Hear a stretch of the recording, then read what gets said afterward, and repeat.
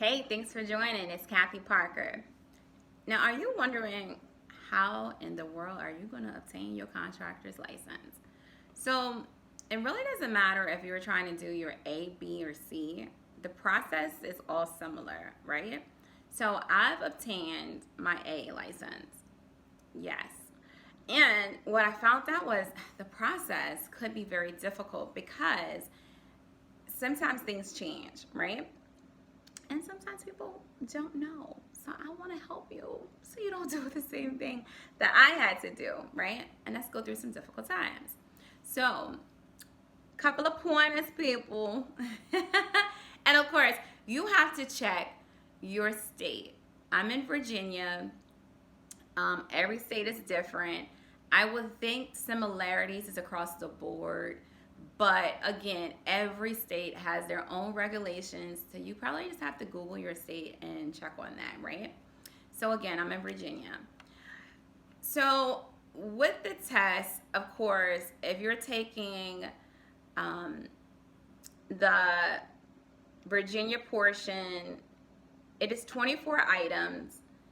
You have to get 18 questions right out of the 24 items. Okay. So out of the regulation of contractors, there are 7 questions out of that. Board rules and regulations is 5 questions out of that. Building codes is 5 questions out of that. Transaction recovery funds is 5 questions out of that. The Virginia erosion and sediment control regulations, there are 2 questions out of that. And that, my friends, is the Virginia portion. Now, they give you 48 minutes on that. So the test taking skills that I would say help me get through it is, number one, I did like the 3-step rule. So you go through the first time and you answer all the questions that you know, just like this. Now, they allow you to mark it, and this is time. So I'm letting you know, if you sit there like 5 minutes on one question, you're going to bomb the test because you should spend no longer than 2 minutes per question. Okay, 2 minutes per question, that's the max. The first time you go through all the questions should be like this. You should mark the questions that you don't know, but hear me out. Still answer it. And why I say this is important that you still answer it is because if you run out of time at the end, at least all your questions would be answered, but it will be marked. And when you mark it, at the end of your test, you can go back and it gives you this little screen. And the screen will say, well, what do you want to do? You can say, I want to go back to all my marked questions. Okay? When you do that, that takes you back to all your marked questions. Okay? And so you don't have any, blank questions, and, you want to answer all your questions. All right. Part 2, the general portion. Now, this is 50 items. And out of the 50 items, you have to get a passing score of 35 questions right. This is a longer portion, 100 minutes. My words of wisdom. Now, you can take all of these in one day. You could, right? You could just do it and get out the way. If you're not a great test taker, you're going to max yourself out. So you may want to, stretch it out, take it on different days. I don't know. But you have to think about it. That's already like 148 minutes. So almost 2 hours of test taking. There are no breaks. If you take a break, your time is still going. So you have to remember that. If you go to the restroom, if you step out of the room and take a smoke break, your time is still going. And those are minutes that you have away from your test questions. So remember that. Okay, so general portion, 50 questions. You have 100 minutes, passing score 35. So business organization, 2 items comes out of that. Estimating and bidding, 10 items come out of that. Contract management, 10 items comes out of that. Risk management, 3 items comes out of that. Safety, 5 items comes out of that. Labor laws, 3 items comes out of that. Financial management, 5 items comes out of that. And federal and state taxes, 4 items comes out of that. And lien laws, 1 item comes out of that. Now, I think I said contracting management, 10 items, and project management is 7 items, yeah. Now, the last portion, which is part 3.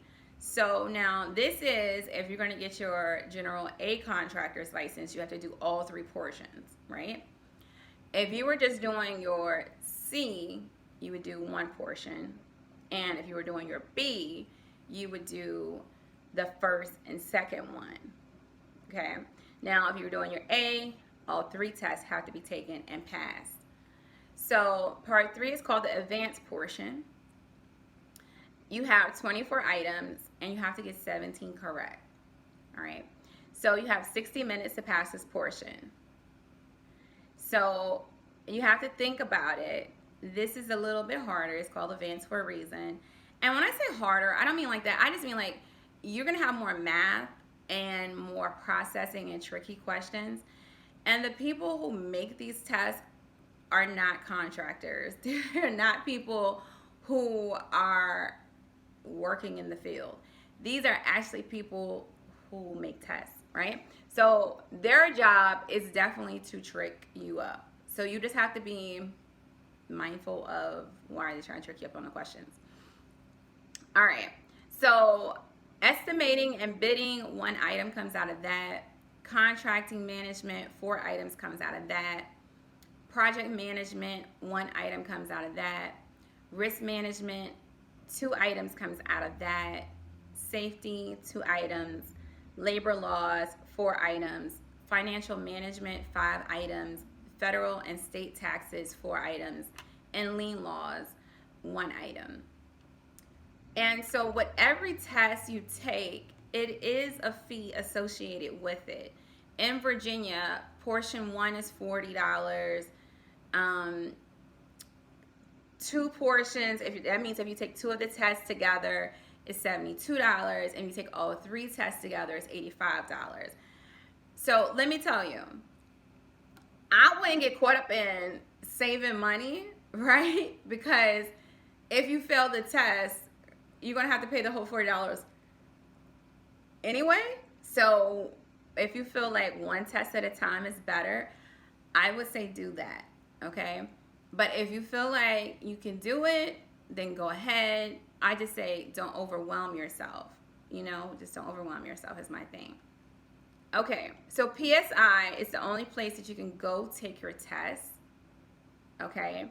And when you go there, they have to have 2 forms of ID from you. So remember that.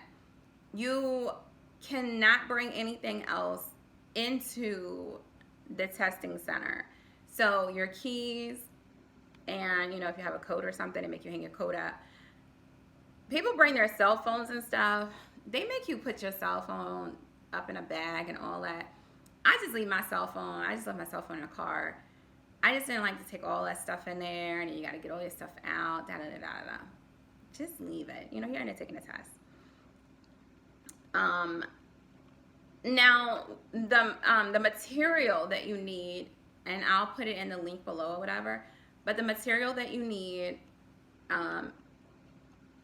you know, you could take that in and it's highlighted.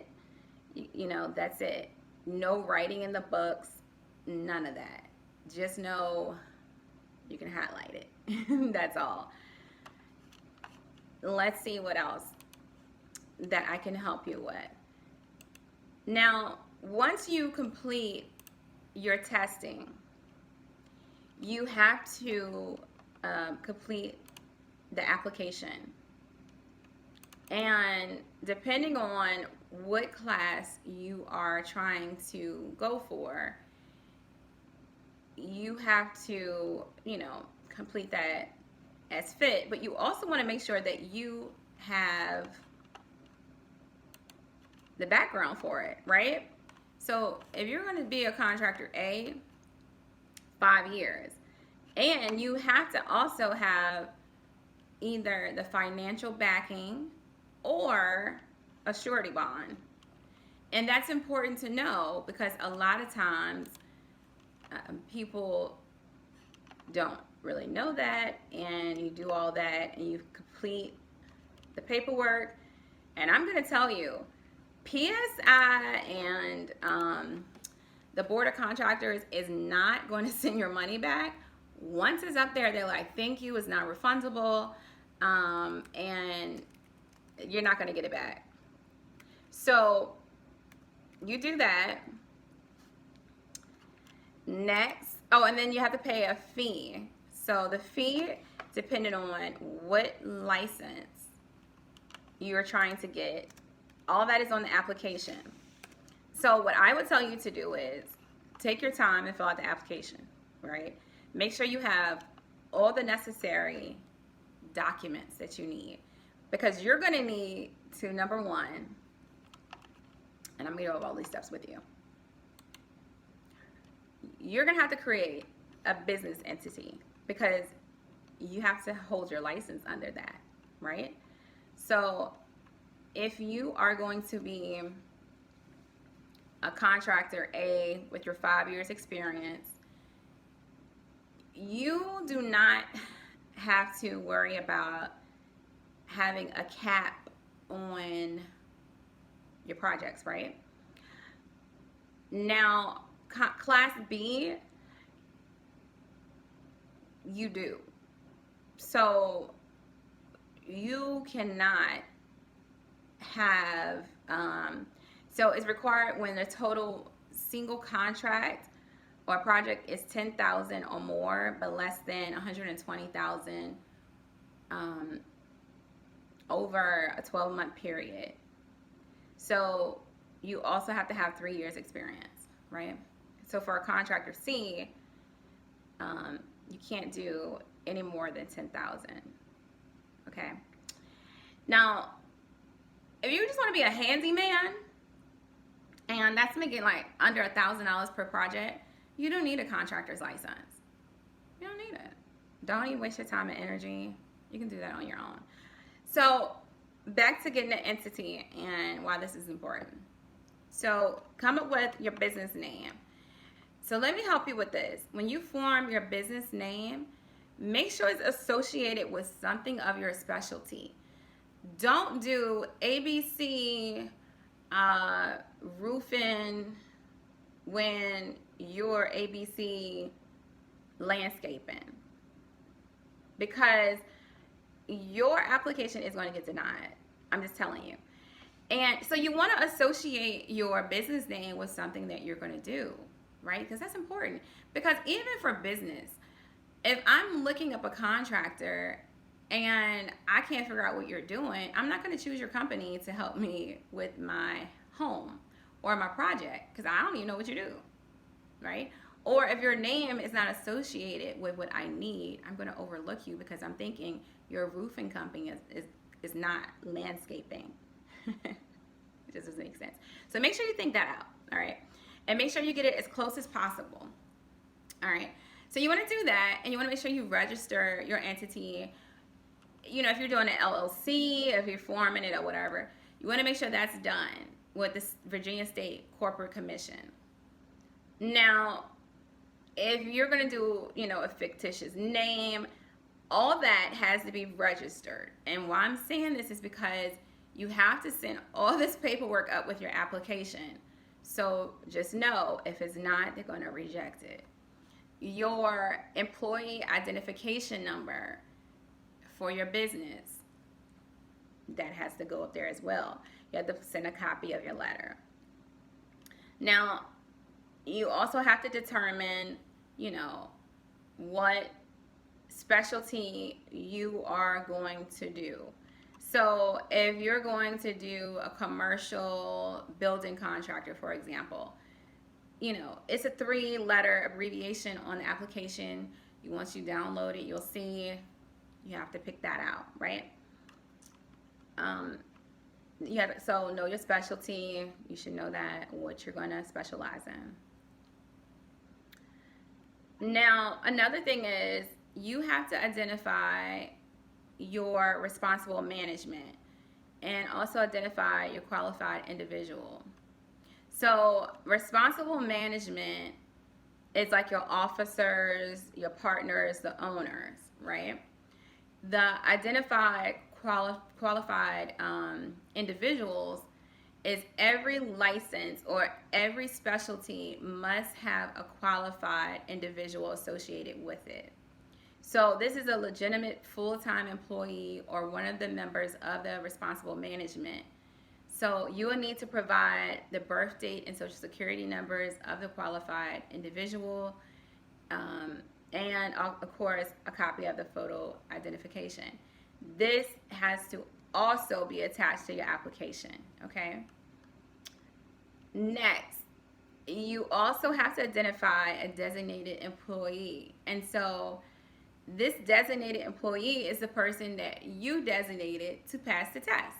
Now, this person can be all you. If you're the sole proprietor, it's nobody else but you, okay?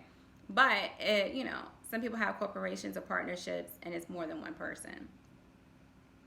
Now, you also have to complete a pre-license education course. It's an 8-hour course. It has to be an approved course through DPOR. They have a list, and you can take it online. Honestly, you don't have to even go into a place. You can take this online, but you have to make sure that it's approved by the Board of Contractors. Now, once you do all that, you complete the entire application. If you have questions, I will call the Board of Contractors. That's what I did, and they are very helpful. They will help you avoid delays. I'm telling you, ask questions. I wouldn't bug them with a lot, but definitely ask the questions you need to know. So once you do that, you send the appropriate fee that's required. Then be patient, because it can take up to 30 days for you to get all this information back. And if your application is incomplete, then a letter will be sent to you outlining what was missing, and then you have to review and start over, kind of, sort of, with the information. Now, the application fees range from $385, that's the License A contractor, $370 for the Class B, and then $235 for the Class C. And then the annual registration is $50. Now, this is what I'll tell you, because, I'm not telling anybody how to run their business, but if you're going to go for a license, and if you have the experience of 5 years, go for the A, right? Because I know, number one, I'm just saying, you can do more work, and why not? Why not? I tell anybody, changing your mindset and not just always want to be a subcontractor and actually being the person that, heads the project. Well, you're not always the one with the hammer. Just saying. Let me see what else I can help you with. So we talked about the business entity. We talked about mailing your application. We talked about designated employee. Yeah, so pretty much that is it. Now, after all that goes through, you will have to look into getting, of course, your various types of workers' comp insurance if you have to, if you are doing subcontractors, whatever the law requires for your state, you need to look into that. And you need to make sure you keep up with your license, when it expires and things like that, because you don't want it to expire because you have to start all over. So I hope, guys, that this helped you out a little bit with the process. And if you need additional help with obtaining your contractor's license, join me for my course on how to pass the contractor's license test. All right. Thank you for joining Kathy Parker, Parker's Learning Academy.